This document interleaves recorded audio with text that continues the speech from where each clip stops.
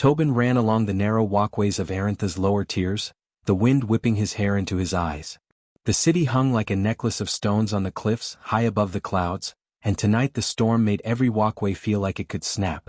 Lightning split the sky, and thunder rolled like angry drums. Tobin's small bag bounced against his back as he listened. There was a sound over the storm, a faint, panicked shriek. It was high-pitched, desperate. He paused at the edge of a crumbling platform, peering into the rain. There, clinging to a jagged ledge jutting from the cliff, he saw them. 6 tiny dragons, their scales flashing like wet metal, shivering with fear. One had slipped slightly and teetered on the edge, claws scraping for grip. Without thinking, Tobin sprinted forward. His heart hammered, every step dangerous. One false move and he could fall to the clouds below, or worse, the hatchlings could plummet. "Stay still. I won't let you fall," he shouted against the wind, but the hatchlings shrieked louder. They didn't understand him. They didn't trust him. He knelt, pressing his palms against the slick stone, trying to get closer. "I'll keep you safe," he whispered, his voice shaking from the wind and fear. "Just listen to me." Tobin reached into his bag and pulled out a small worn book. Its pages were soaked along the edges, but he ignored that. Opening it, he read the first line aloud. The words were simple, but the sound of his voice carried through the storm. The smallest hatchling froze mid-shake, tilting its head toward him. Tobin's heart leapt. They were listening. Lightning lit the sky, revealing Eldora, a young dragon circling high above. Her wings stretched wide, blotting out the clouds. She didn't roar, didn't dive. She only watched. Tobin felt a shiver of fear. One misstep and she could attack, or worse, panic the hatchlings. He swallowed hard. "Keep calm," he murmured to himself as much as to the dragons. He read steadily, louder now, pouring courage into his words. The hatchlings' shrieks softened, then slowed. Their tiny bodies still trembled, but they began to huddle together, scales dimming from bright, scared flashes to soft, glowing colors. Tobin felt a spark of hope. Maybe, just maybe, he could calm them all. Rain pelted him, soaking his clothes, and the wind threatened to knock him off balance. He had to inch closer to rescue the hatchling that teetered on the edge. "Easy, easy, just stay still," he whispered, holding out his hands. The dragon seemed frozen, paralyzed with fear. Tobin's own fear rose. He was small, unarmed, and surrounded by creatures stronger and faster than he could ever imagine. One wrong move, one misstep. With careful precision, he lunged, catching the hatchling just before it slipped. The little dragon's claws dug into his jacket as it squeaked in alarm. Tobin held it tight, chest heaving, slipping slightly on the wet ledge. Lightning cracked again, illuminating the cliff face in blinding white, and for a moment he couldn't see where he was stepping. His fingers dug into the stone. Almost there," he muttered. Eldora's gaze softened as she hovered, wings slicing the wind. Tobin realized she wasn't angry. She was curious. He had survived her scrutiny and in some way earned it. Slowly he backed toward the nest, keeping the hatchling close. The others watched, their nervous glow flickering in the stormlight. The tension hung thick like the heavy clouds above, but for the first time, there was a fragile trust forming. Tobin set the hatchling down gently. It nestled into the center of the cluster, still trembling but quieter. He sat nearby, opening the book again. He read on, each word a bridge between species, a language of care and patience. The hatchlings leaned closer, their eyes reflecting hope. Tobin smiled faintly, exhausted, wet and terrified but alive, and for the first time he felt something larger than himself, purpose. Above, Eldora tilted her head as if acknowledging the boy's bravery. Tobin's stomach tightened. The storm wasn't over. The hatchlings were safe for now, but the storm would rage longer. And Eldora wasn't the only dragon in the skies. Somewhere in the clouds, something larger, something dangerous waited, watching, testing, judging. Tobin didn't know if he would be ready, but he did know one thing. He wouldn't run. Not tonight. He opened his mouth to continue reading, and a sudden, sharp screech pierced the air from above. Something was moving through the storm, faster than any dragon Tobin had ever seen. The hatchlings stiffened, their scales flashing bright fear. Tobin's pulse skyrocketed. Whatever it wasn't friendly. He tightened his grip on the book, whispered a quick promise to the trembling dragons, and prepared to face whatever came next. The storm roared, lightning cracked, and Tobin knew the night had only just begun. The storm had passed, leaving the cliffside slick with rain and trembling mist. Tobin sat huddled near the hatchlings, his soaked clothes clinging to him, heart still racing from the night's near disaster. Lightning still flashed in the distance, casting jagged shadows on the rocky cliffs. He glanced at the nest, the hatchlings huddled together, tiny breaths puffing like smoke in the cool air. They were calmer but still wary. He knew that trust, once broken or unearned, took time to grow. Above, the sky shivered with movement. Eldra hovered, wings spread wide, a living shadow against the clouds. Tobin held his breath. The dragon matriarch was patient, watching every motion, judging every breath. Her eyes flicked between him and the hatchlings. Tobin's mind raced. He had saved one, calmed the others, but the real challenge had just begun. He needed more than luck to survive these cliffs. He needed intelligence, courage, and the ability to act when instincts screamed danger. He opened his wet book, hands trembling slightly. "Tonight we continue," he whispered. "You'll see that humans can be friends." He read slowly, carefully, selecting stories with courage, cleverness, and hope. Each sentence carried weight, each pause measured. The hatchlings leaned closer, their tiny wings trembling as they absorbed the rhythm of his voice. Tobin's words were more than stories, they were a shield, a signal of safety, a bridge between species. Hours passed. Rain soaked into his bones and his voice grew hoarse, but the hatchlings no longer shrieked at the wind or the sudden flaps of Eldra's wings. They moved closer to him, their small bodies pressing into his sides. For a brief moment, a spark of warmth, almost joy, filled him. He smiled despite the chill.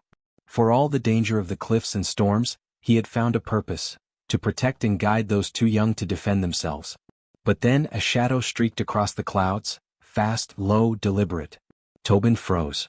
The hatchling stiffened, scales flashing bright with fear. Eldra's wings shifted slightly and she hissed softly, low and warning. Tobin's mind raced. This was no ordinary storm bird. He had heard stories of rogue dragons, older, larger, more aggressive than the matriarchs. They hunted anything vulnerable. And tonight, the hatchlings were easy prey. The shadow dove. Tobin didn't have time to think. Instinct took over. He grabbed a fallen branch from the ledge, not as a weapon but as a signal. He waved it, stomping, shouting, his voice breaking against the wind. "Stay back. Stay away from them." The rogue dragon hesitated mid-dive, confused by the human's sudden boldness. Tobin's heart pounded. One misstep could mean his end, or theirs. He recalled what his father had taught him about dragons. They were intelligent, emotional, capable of learning. He couldn't fight strength with strength. He had to fight with strategy and understanding. He stomped and waved, then threw a handful of wet stones toward the cliffside, creating noise and distraction without harming the creature. The rogue hovered, wings flaring, indecision flickering in its gaze. Tobin took a deep breath and began to call to Eldra and the hatchlings in the tones he had practiced. Low hums, imitating the protective calls he'd heard the older dragons use. It worked. Eldra responded immediately, flapping to a higher position and emitting sharp, commanding cries. The rogue faltered. The hatchlings huddled instinctively under Tobin's arm, following his lead. Using the wet cliff and jagged stones to his advantage, he maneuvered backward carefully, staying between the rogue and the nest. Every move was calculated, every step could be the difference between life and death. Then the impossible happened. The rogue lunged again, faster this time, claws outstretched. Tobin acted on pure courage and precise timing. He grabbed a lantern and swung it, creating a flare of fire and light. The rogue yelped and recoiled, giving him just enough space to signal Eldra. With a sudden coordinated beat of wings, Eldra swept in, blocking the rogue's path. The hatchlings, guided by Tobin's calm and the matriarch's strategy, pressed together and fluttered slightly to mimic defensive motions. The rogue hissed and retreated, confused and intimidated by the unlikely human-led defense. Tobin sank to the ledge, drenched, shaking but alive. The hatchlings clung to him, shivering, and he stroked their tiny heads gently. "You're safe," he whispered, though he knew the night had only just begun. Safety was temporary. Trust was fragile. And above all, the skies were still full of creatures that didn't understand humans, or might not care to. Eldra hovered closer, wings beating rhythmically, her gaze steady. Tobin met her eyes and, in that silent exchange, realized something astonishing. She was not an enemy. She was a witness. His courage, his intelligence, his willingness to act when every instinct screamed fear, it mattered. To dragons he had proven that humans were not helpless. That humans could stand even in impossible odds and make a difference. The hatchlings nestled closer to him, scales glowing softly in the storm's dim light. Tobin's chest ached with exhaustion, but also with a strange, swelling pride. He had survived, yes, But more than that, he had earned the trust of dragons even if only for a moment. Then a sharp screech echoed from the clouds, louder than before. Not one dragon but many. Movement stirred high above, shadows slicing through the thinning storm. Tobin froze. The hatchling stiffened. Eldra flared her wings, tense and ready. Whatever was coming next, it wouldn't be easy. Tobin gritted his teeth, held the hatchlings close and whispered, "We'll face it. Together." He didn't know what the new threat was, only that it was coming. And this time there would be no room for mistakes. The night stretched on, storm and shadows waiting, and Tobin realized the truth. Protecting them was only the beginning, and survival would demand more than courage. It would demand every ounce of his intelligence, bravery, and heart. The storm had passed, but the air above the cliffs was not safe. Shadows shifted in the clouds, darker than the fading mist. Tobin held the hatchlings close, their small, quivering bodies pressed against his chest. Their soft scales warmed his arms, but he felt the chill of fear creeping along his spine. Eldra hovered nearby, silent but alert, wings spread, every motion tense. Tobin knew she was watching not only him but the sky beyond. The screech came again, louder and closer. It wasn't Eldra or her hatchlings. Something else was coming. Something fast. Tobin's stomach tightened as the first dark shape descended through the clouds. A massive dragon, larger than anything he had imagined, wings cutting through the wind like knives. Its eyes glowed amber, cold and calculating, and it made no sound except the rush of the storm-racked air. Tobin's mind raced. He had no weapons. No allies except Eldra, who might not intervene if the newcomer was aggressive enough. And the hatchlings, 6 tiny lives, were completely vulnerable. He forced himself to breathe. He had survived worse situations by staying calm, thinking carefully and acting with courage. Now more than ever he needed that calm. The massive dragon landed on the cliff's edge, claws sinking into the wet stone, shaking loose pebbles. The hatchlings shrank back instinctively, hissing softly. Tobin stepped forward, holding the book in front of him like a shield. He whispered, "Stay calm, we can do this." He did not know if the dragon understood him, but the words steadied his own hands. The dragon studied him, tilting its head with a curiosity that sent a shiver through Tobin. Then without warning it lunged. Not at him but at the nest. Tobin froze. His heart pounded. "No!" he shouted, instinct driving him forward. He grabbed a wet stone and flung it toward the cliff wall, not to strike but to create a distraction. The stone bounced loudly, echoing against the rocks. The dragon faltered, confused by the sudden sound. Tobin realized he had a choice: fight blindly and risk everything, or use the knowledge he had spent months learning. He had studied dragons' movements, their instincts and their responses to sound and rhythm. Slowly, deliberately he began to hum, a low, steady tone he had practiced with Eldra's hatchlings. He adjusted the pitch, modulating the sound to imitate the protective calls of older dragons. The rogue hesitated, scanning the cliff, ears flicking. Eldra flared her wings and answered with a sharp cry, positioning herself between Tobin and the intruder. The hatchlings huddled under Tobin, responding instinctively to his calm, their trust in him guiding their movements. The massive dragon paused again, uncertain. It had expected fear, chaos, but this small human was not panicking. This human was leading. Tobin took a deep breath and raised his arms, signaling the hatchlings. "Follow me." "Now," he shouted. Using the cliff's jagged edges as cover, he edged backward, leading the hatchlings in a controlled retreat. Each step was measured, each gesture precise. One wrong move, one misstep and the rogue could strike. Yet he moved with confidence, forcing the dragon to mirror his pace. Then the impossible happened. The rogue lunged again, faster this time. Tobin acted without hesitation. He grabbed a lantern from the ledge and swung it high. The flare startled the dragon, forcing it to veer upward. Eldra swooped in, wings beating with authority, driving the rogue higher and away from the nest. Tobin guided the hatchlings along the cliff, teaching them to move strategically, mimicking defensive signals they had begun to trust. For a brief moment, the rogue retreated into the clouds, snarling but confused. The hatchling's soft glow returned to calm colors, and Tobin let out a breath he hadn't realized he'd been holding. He sank to the cliff, wet, shaking but alive. The hatchlings nestled close, trusting him completely now, their tiny hearts beating in rhythm with his own. Tobin looked at Eldra, who hovered silently, wings spread, eyes fixed on the clouds. She had witnessed the impossible. A human, fragile and unarmed, had orchestrated a defense using intelligence, courage and patience rather than strength. Her gaze softened slightly. Tobin's chest swelled with pride, but he knew it was temporary. The rogue dragon might return, or worse, call others. The skies were vast and danger could appear from anywhere. He opened the book again, voice trembling but steady. He read stories of courage and cleverness, of humans overcoming impossible odds, letting the words echo into the cliffside wind. The hatchlings leaned closer, listening, absorbing the rhythm of his voice. Tobin realized something he hadn't before. Stories were more than comfort. They were tools. They were a bridge. They could guide, protect, and inspire, even in the most desperate circumstances. A sudden screech tore through the sky, louder than before. Tobin froze.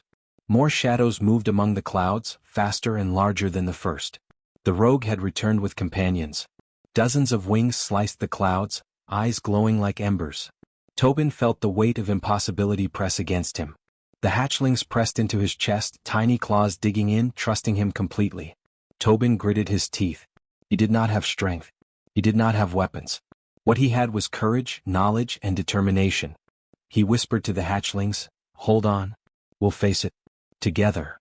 He adjusted his stance, calculated the wind, the ledge, the dragons above. Every move now would be life or death, not just for him but for 6 tiny lives and the trust he had earned. The rogue dragons swooped closer, circling, testing, calculating. Eldra flared her wings, ready to strike.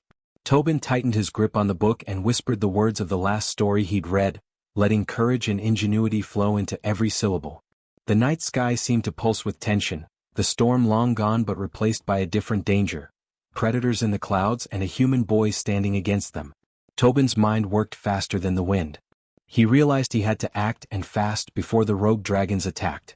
He looked at the cliff, at the hatchlings, at Eldra, and in that instant he knew the impossible could still be done. The next move would decide everything. And the shadows above were already descending. Tobin crouched on the cliff, the hatchlings pressed close against his chest, their tiny wings quivering. Above, Eldra circled, and the rogue dragons hovered in the distance, their glowing eyes fixed on him. The sky was streaked with fading clouds, tinged orange and gray from the dying storm. Tobin's fingers tightened around the wet book. He had no weapons. No reinforcements. Only his mind, his courage, and the trust of 6 fragile lives. The first rogue swooped low, claws extended. Tobin froze for only a heartbeat, then acted. He held the hatchlings close, whispered a steadying word, and ran forward along the ledge. The rogue faltered, confused by the sudden motion. Tobin remembered the pattern of dragon behavior he had learned from Eldra. Predators hesitate when confronted with unexpected intelligence. He adjusted his pace, throwing stones to misdirect, using every jagged edge of the cliff as a tool. "Come on, you little ones," he urged, his voice steady despite the terror pounding in his chest. The hatchlings huddled, responding instinctively to his guidance. They flapped, barely lifting, but enough to avoid danger as he led them toward a safer ledge. Each step required precision. One slip could send all of them plunging into the abyss. Tobin's pulse throbbed, but his mind was clear. This was not luck. This was strategy. Human ingenuity against impossible odds. A second rogue lunged, faster and more aggressive. Tobin ducked behind a jagged outcrop, yanking the hatchlings low. They clung to him, trusting his every movement. He saw Eldra dive toward the rogue, wings beating with authority, forcing it upward and away from the nest. Tobin's heart leapt. The dragons had learned to respond to him, as if understanding that courage and careful action were stronger than raw strength. He reached the next ledge, breath coming in ragged gasps. The hatchlings were exhausted, shivering, but calmer. Tobin opened his book and began reading again, louder this time, letting his voice carry over the cliff and into the sky. The words were simple, full of courage and hope. He had discovered something extraordinary. The hatchlings responded not just to safety, but to story itself, the human ability to teach, inspire, and lead. The rogue dragons hesitated. Tobin saw their wings falter, their attacks slowed. They were clever, but they had not expected this. A human controlling the battle with patience and thought. He smiled faintly despite the danger. Humans were fragile, yes. But fragile did not mean powerless. A mind, a heart, and courage could bend the impossible. The hatchlings, encouraged by his calm, lifted slightly. One, the smallest, flapped frantically, almost losing balance. Tobin lunged, catching it before it tumbled. His chest burned with exertion, but he did not falter. Eldra circled below, blocking the rogue, wings like shields. Tobin realized this was more than survival. He was teaching the hatchlings to trust themselves and him, even under the threat of overwhelming predators. A sharp wind cut across the cliff, scattering loose rocks. The rogue dragons surged again, faster, louder, more coordinated. Tobin gritted his teeth. There was only one choice.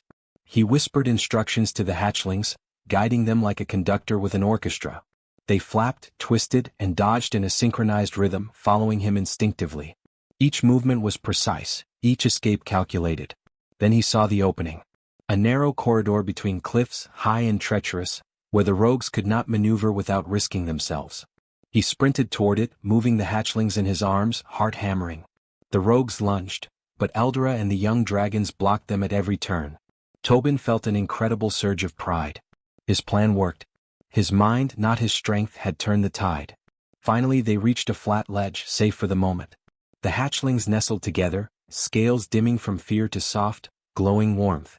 Tobin sank to his knees, drenched, exhausted and trembling. He had done it. They had survived. And he had proven something extraordinary. A human, small and vulnerable, could stand against forces far stronger than himself, and win through intelligence, courage and heart. Eldra landed beside him, wings folding, eyes calm. Tobin realized she was no longer just observing. She had acknowledged him as something more than prey. In the quiet that followed, he felt the unspoken truth. Humans could earn respect even from dragons. Not by strength but by ingenuity, empathy and bravery. Tobin set the hatchlings down gently. One leaned against his leg, blinking slowly, no longer afraid. Another flapped its tiny wings experimentally, testing the air. Tobin smiled faintly, chest aching with relief and exhaustion. He had led them through fire, wind and fear, and now they were alive, stronger for the trial. But the sky was not empty. Shadows lingered at the horizon, far above the clouds. More dragons could come. The rogue he had faced might return or bring others. Tobin knew this battle was only one of many. Yet, as he looked at the hatchlings glowing softly against the wet stones, he understood something vital. He could face anything as long as he had courage, wisdom, and heart. Night fell fully, the stars glimmering faintly above the cliff. Tobin huddled with the hatchlings, reading quietly, letting the words calm them and himself. The air was tense but peaceful. The cliff had survived. He had survived. And in that quiet moment he realized the truth of everything he had learned. The impossible could be overcome not through might, but through human determination, intelligence, and the courage to act when all hope seemed lost. But a sudden movement in the clouds above made him stiffen. A shadow flickered, faster than any dragon he had seen, eyes glinting like fire. Tobin's heart leapt. The next challenge was coming, and he would have to face it. He hugged the hatchlings tighter. "Stay with me," he whispered. "We're not done yet." The night waited. The sky waited. And Tobin, small but unbroken, prepared for the next impossible trial. The morning sun broke over the cliffs of Aranth, painting the jagged rocks in gold and fire. Tobin stood at the edge, the hatchlings nestled close to him. They were no longer trembling bundles of fear. Their scales shimmered bright, reflecting the rising sun. Some flapped experimentally, testing the air with tentative confidence. Tobin's chest swelled. He had guided them through storms, through rogue dragons, through fear itself. Now he saw the fruits of patience, courage, and intelligence. Months had passed since that first terrifying night. Tobin had stayed on the cliffs, reading nightly, teaching the hatchlings to trust him and themselves. Word of his bravery spread quietly through the city, whispered among the humans who feared dragons and among dragons who observed from above. Tobin had become a bridge between worlds, a living proof that humans could stand against impossible odds, not through strength but through heart, mind, and courage. Eldra circled above, gliding effortlessly on the morning winds. She lowered herself beside Tobin, wings folding gracefully. Her eyes met his, calm and measured. She had been skeptical, even wary at first, but now there was respect in her gaze. Tobin smiled faintly, feeling that unspoken acknowledgement. Humans, though small and fragile, could earn trust and even command respect from the most formidable beings. The hatchlings stirred. One climbed onto Tobin's shoulder, blinking at him with bright amber eyes. Another nudged his hand with its tiny snout. They had learned more than survival. They had learned courage, patience, and trust. Tobin had guided them, but in doing so he realized he had grown too. He was braver than he had known. He had thought himself small and powerless, but he had learned the true strength of a human: intelligence, determination, and unwavering heart. A shadow passed over the cliff. Tobin looked up. Several dragons approached, not hostile but curious. They circled above, wings wide, observing. Tobin felt a thrill of anticipation. This was the moment he had worked toward, humans and dragons meeting not as enemies but as equals. He stepped forward, chest out, holding the hatchlings gently. "See," he whispered, "we are friends." One of the older dragons descended, massive and powerful yet graceful. Tobin's heart pounded. He had no weapons, no defenses beyond courage and understanding. The dragon tilted its head, watching him, eyes glowing like amber fire. Tobin met its gaze without fear. He spoke softly as he had during the storm, telling a story, not from the book but from his heart. He spoke of trust, loyalty and courage.